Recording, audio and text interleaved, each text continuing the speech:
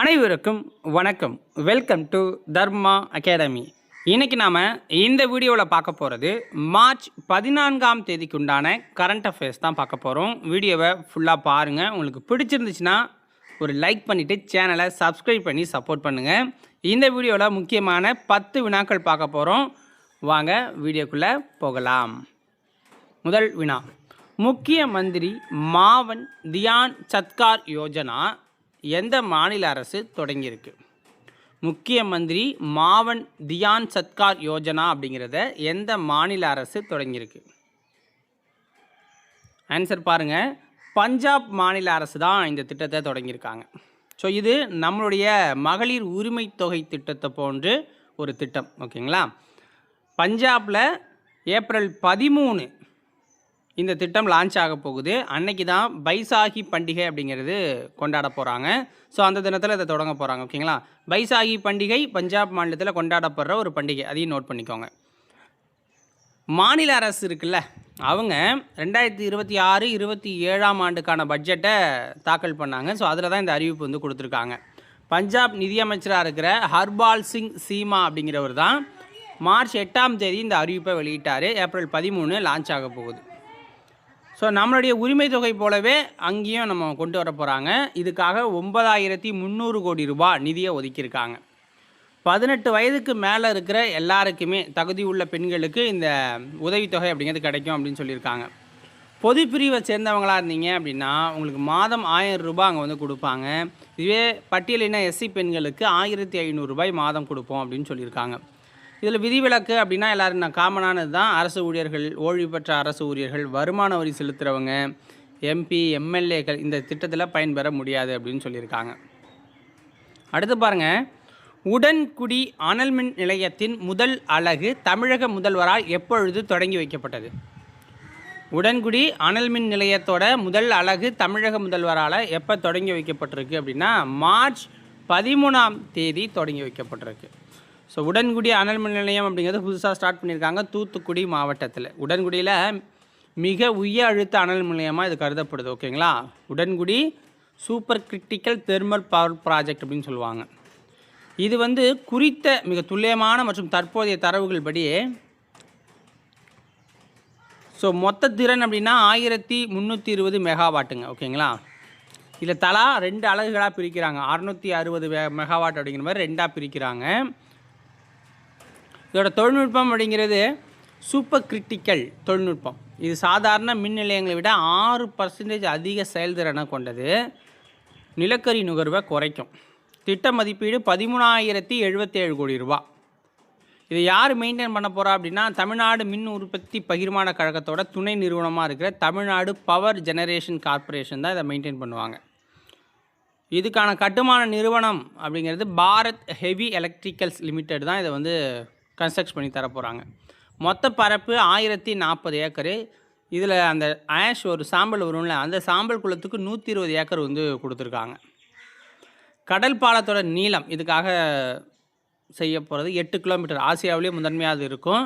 முதன்மை தளம் வந்து 555 மீட்டர் நீளம் கொண்டது, 24 மீட்டர் அகலம் கொண்டதாக இருக்கும்.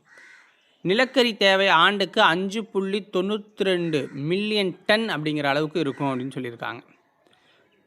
அடுத்தவனா, இந்தியாவோட முதல் நுண்பாசி காற்று சுத்திகரிப்பு கோபுரம் எந்த மாநிலத்தில் அமைக்கப்பட்டிருக்கு? இந்தியாவோட முதல் நுண்பாசி காற்று சுத்திகரிப்பு கோபுரம் எந்த மாநிலத்தில் அமைச்சிருக்காங்கன்னா மகாராஷ்டிராவில் அமைச்சிருக்காங்க. நெடுஞ்சாலையில் இருக்கிற மாசுபாட்டை குறைக்கணும் அப்படிங்கிறது தான். ஸோ நாக்பூர் டு வர்தா சாலை இருக்குல்ல, அங்கே மனிஷ் நகர் சந்திப்பில் இதை நிறுவியிருக்காங்க. இது ஃபோட்டோ பயோரியாக்டர் தொழில்நுட்பத்தை பயன்படுத்துகிறாங்க. இதில் இருக்க நுண்பாசிகள் ஒளிச்சேர்க்கை மூலம் காற்றில் உள்ள கார்பன் டை ஆக்சைடை உறிஞ்சி ஆக்சிஜனை வெளியிடும். இதோடைய திறன் அப்படிங்கிறது ஒரு மரத்தை விட பல மடங்கு வேகமாக செயல்படக்கூடியதாக இருக்குது. ஒரு மணி நேரத்துக்கு 1.5 லட்சம் முதல் 2 லட்சம் கனஅடி காற்றை சுத்திகரிக்கும் திறன் கொண்டதாக இது இருக்கும். இது மகாராஷ்டிராவோட மெட்ரோ ரயில் கழகம் மற்றும் ஒரு தனியார் ஸ்டார்ட் அப் நிறுவனம் இணைந்து தான் இதை உருவாக்கியிருக்காங்க. அடுத்தது, கீழ்கண்டவற்றுள் தமிழ்நாடு மாநில தகவல் ஆணையர்களாக நியமிக்கப்பட்டுள்ளவர்கள் யார் அப்படின்னா ஏ விஜயராம், அதுல் மிஸ்ரா, அபயகுமார் சிங் இந்த 3 பேருமே நியமிக்கப்பட்டிருக்காங்க அனைவரும்னு வச்சுக்கோங்க. இவங்களுக்கு பதவி பிரமாணம் ஆளுநராக இருக்கிற ராஜேந்திர விஸ்வநாத் அர்லேக்கர் தான் பதவி பிரமாணம் செஞ்சு வச்சுருக்காரு. இவர் வந்து பொறுப்பு ஆளுநர். தகவல் அறியும் உரிமை சட்டத்தின் கீழே தான் இவங்கெல்லாம் நியமிக்கப்படுறாங்க. ஓகேங்களா, அந்த தகவல் ஆணையருங்கிறதே இதுக்கு கீழே தான் வரும். மார்ச் 13 விஜயராம் அப்படிங்கிறவரை அப்பாயின்மெண்ட் பண்ணியிருக்காங்க. உயர்நீதிமன்ற மதுரை கிளையோட முன்னாள் துணை பதிவாளராக இருந்தவர். மார்ச் 6 அதுல்ய மிஸ்ரா அப்படிங்கிறவங்கள போட்டிருக்காங்க, ஓய்வு பெற்ற ஐஏஎஸ் அதிகாரி. மார்ச் 6 அபய் குமார் சிங்கை போட்டிருக்காங்க, ஓய்வு பெற்ற ஐபிஎஸ் அதிகாரி. இவங்க மாநில தலைமை தகவல் ஆணையர்னா முகமது ஷகீல் அக்தர், ஐபிஎஸ், ஓய்வு பெற்றவர். தகவல் அறியும் உரிமை சட்டம் 2005 படி மாநில தகவல் ஆணையம் அப்படிங்கிறதே பிரிவு 15 கீழ் அமைக்கப்படுது. இதனுடைய பதவி காலம் 3 ஆண்டுகள் இருக்கும், அல்லது 65 வயது வரைக்கும். எது ஃபஸ்ட்டு வருதோ அது வரைக்கும். தேர்வுக்குழு, இதில் இருக்க ஆணையர்களை யார் தேர்வு பண்ணுவான் அப்படின்னு பார்த்தீங்கன்னா, முதலமைச்சர் இருப்பார், எதிர்க்கட்சி தலைவர் இருப்பாங்க, முதலமைச்சரால் நியமிக்கப்படும் ஒரு அமைச்சர் அடங்கிய குழுவின் பரிந்துரையின் பேரில் ஆளுநர் தான் இவங்களை அப்பாயின்மெண்ட் பண்ணுவார். அடுத்து பாருங்கள், இந்தியாவோட முதல் குளிர் நீர் மீன்வள மேலாண்மை குறித்த தேசிய மாநாடு எங்கு நடைபெற்றது? இந்தியாவோட முதல் குளிர்நீர் மீன்வள மேலாண்மை குறித்த தேசிய மாநாடு எங்கு நடைபெற்றது? உத்தரகாண்டில். மார்ச் 12, 13 இந்த டேட்டில் நடந்துச்சு. ரிஷிகேஷில் மத்திய மீன்வளம், கால்நடை பராமரிப்பு மற்றும் பால்வள அமைச்சகம், ICAR DCFR, அதாவது மத்திய குளிர் நீர் மீன்வள ஆராய்ச்சி நிறுவனம், இந்த 3 தான் சேர்ந்து இந்த மாநாட்டை நடத்துகிறாங்க. ஸோ இதில் இவங்களுடைய தலைமையகம் எங்கே இருக்குது அப்படின்னு பார்த்தீங்கன்னா, பீம்தால் அப்படிங்கிற இடத்துல இருக்குது, உத்தரகாண்டில். இந்த வருஷத்துக்கான மைய கருத்தாக என்ன வச்சுருக்காங்கன்னா, நிலையான குளிர்நீர் மீன்வளம், இமயமலை பிராந்தியத்தில் வாழ்வாதாரம் மற்றும் உணவு பாதுகாப்பு அப்படின்னு வச்சுருக்காங்க. அதாவது sustainable cold water fisheries, livelihood and food security in the Himalayan region. நோக்கம் என்னென்னா, இமயமலை மற்றும் மலைப்பாங்கான பகுதிகளில் இருக்கிற குளிர்மீன் இனங்களை பாதுகாக்கணும், அவற்றின் மூலம் உள்ளூர் பொருளாதாரத்தை மேம்படுத்தணும் அப்படிங்கிறது தான். உலகின் முதல் தன்னாட்சி கடல்சார் கப்பல் கட்டுதல் மற்றும் அமைப்புகள் மையமானது இந்தியாவில் எங்கு அமைக்கப்பட உள்ளது? ஆன்சர் என்ன? ஆந்திராவில் அமைக்க போகிறாங்க. ஸோ நெல்லூர் மாவட்டத்தில் இருக்கிற ஜூவலி தின்னே மீன்பிடி துறைமுகத்தில் தான் இது அமைய இருக்குது. மார்ச் 12 இதற்கான அடிக்கல் நாட்டு விழா நடந்துச்சு. மும்பையை தலைமையிடமாக வச்சுருக்கிற பாதுகாப்பு தொழில்நுட்ப நிறுவனமான சாகர் டிஃபென்ஸ் இன்ஜினியரிங் தான் இந்த மையத்தை நிறுவுகிறாங்க. பரப்பளவு 29.58 ஏக்கர். இதில் 7.58 ஏக்கர் கடல் முனை பகுதியாக இருக்குன்னு சொல்லியிருக்காங்க. இதனால் என்ன பண்ணுவாங்கன்னா, ஆளில்லா மேற்பரப்பு கலன்கள், தன்னாட்சி நீருக்கடியில் செல்லும் வாகனங்கள் மற்றும் மேம்பட்ட கடல்சார் சென்சார்கள் போன்ற நவீன தொழில்நுட்பங்களை வடிவமைப்பாங்க. CK நாயுடு வாழ்நாள் சாதனையாளர் விருது வழங்கும் அமைப்பு எது? CK நாயுடு வாழ்நாள் சாதனையாளர் விருதை கொடுக்குற அமைப்பு எதுன்னா BCCI தான் கொடுக்குறாங்க. மார்ச் 15, 2026 அன்னைக்கு டெல்லியில் BCCIயோட நமன் விருதளிப்பு நிகழ்ச்சி அப்படிங்கிறது நடக்குது. நமன் அப்படிங்கிற பேரில் இந்திய அணியோட முன்னாள் கேப்டன், முன்னாள் தலைமை பயிற்சியாளர் இருந்த ராகுல் டிராவிட்டுக்கு இந்த விருதை கொடுக்குறாங்க. அதேமாதிரி ரோஜர் ஃபின்னிக்கும் மித்தாலி ராஜ் 3 பேருக்கும் இந்த விருதை கொடுக்குறாங்க.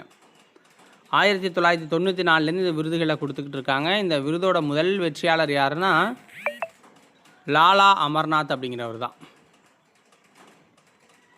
இந்தியாவில் சமீபத்தில் மத சுதந்திர சட்டம் தாக்கல் செய்யப்பட்டிருக்கு எந்த மாநிலத்தில்? இந்தியாவில் எந்த மாநிலத்தில் மத சுதந்திர சட்டம் தாக்கல் செய்யப்பட்டிருக்கு அப்படின்னா மகாராஷ்டிரா அப்படின்னு சொல்லலாம். மகாராஷ்டிரா மார்ச் 13 தாக்கல் பண்ணியிருக்காங்க.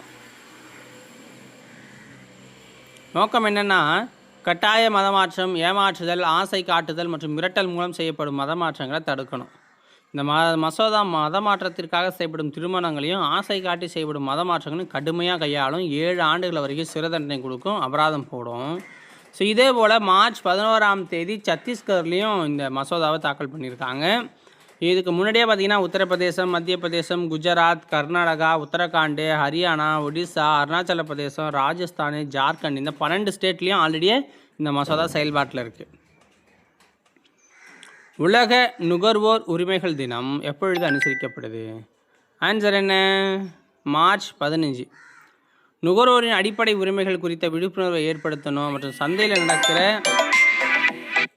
சந்தையில் நடக்கிற சுரண்டல்கள், முறையற்ற வணிக நடைமுறைகளுக்கு எதிராக நுகர்வோரை பாதுகாக்கணுங்கிறது தான்.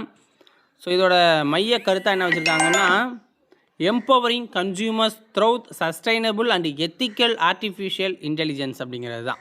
அதாவது நிலையான மற்றும் அறநெறி சார்ந்த செயற்கை நுண்ணறிவு மூலம் நுகர்வோரை வலுப்படுத்துறது தான் இந்த வருஷத்துக்கான கருப்பொருள். இந்தியாவில் நுகர்வோர் பாதுகாப்பு அப்படிங்கிறது நுகர்வோர் பாதுகாப்பு சட்டம் 2019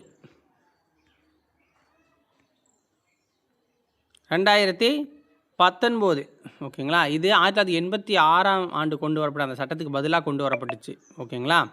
மத்திய நுகர்வோர் பாதுகாப்பு ஆணையம் என்ன பண்ணுதுன்னா, இது நுகர்வோர் உரிமைகளை மீறுவோர் மீது நடவடிக்கை எடுக்க அதிகாரத்தை கொடுக்குது. தேசிய நுகர்வோர் குறைதீர் ஆணையம் அப்படிங்கிறது புதுதில்லியில் அமைஞ்சிருக்கு. இந்தியாவில் தேசிய நுகர்வோர் தினம் அப்படிங்கிறது டிசம்பர் 24 அன்றைக்கி நம்ம கொண்டாடிக்கிட்டு இருக்கோம். ஓகேங்களா. ஸோ இதோட இன்றைக்கி உண்டான கரண்ட் அஃபேர்ஸ் முடியுது. உங்களுக்கு பிடிச்சிருந்தா ஒரு லைக்கை போட்டுவிட்டு சேனலை சப்ஸ்கிரைப் பண்ணி சப்போர்ட் பண்ணுங்கள். நன்றி, வணக்கம்.